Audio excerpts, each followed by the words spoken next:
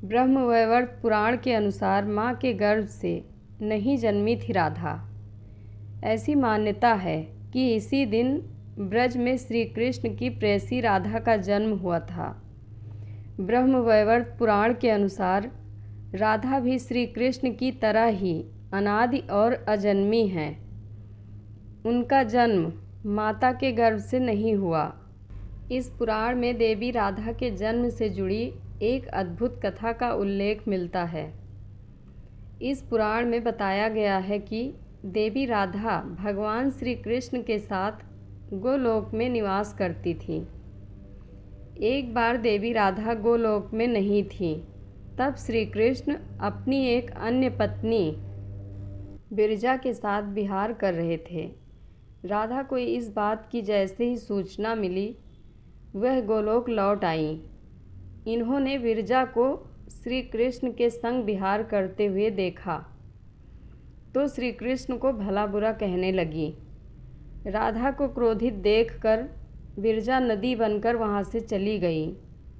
कृष्ण को बुरा कहने पर श्री कृष्ण के सेवक और मित्र श्री दामा को क्रोध आ गया और उन्होंने देवी राधा का अपमान कर दिया। इससे देवी राधा और क्रोधित हो गई। इन्होंने श्री दामा को राक्षस कुल में जन्म लेने का शाप दे दिया।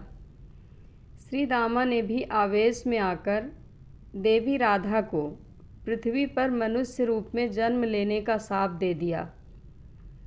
इस शाप के कारण श्री दामा शंखचूड़ नामक असुर बना। देवी राधा को कीर्ति और वृषभानु जी की पुत्री के रूप में जन्म लेना पड़ा, लेकिन इनका जन्म देवी कीर्ति के गर्भ से नहीं हुआ था।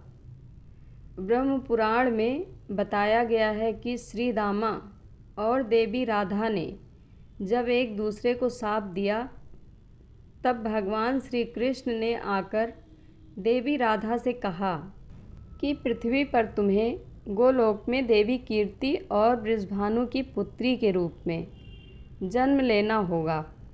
वहाँ तुम्हारा विवाह रायण नामक एक वैश्य से होगा और सांसारिक तौर पर तुम रायण की पत्नी कहलाओगी।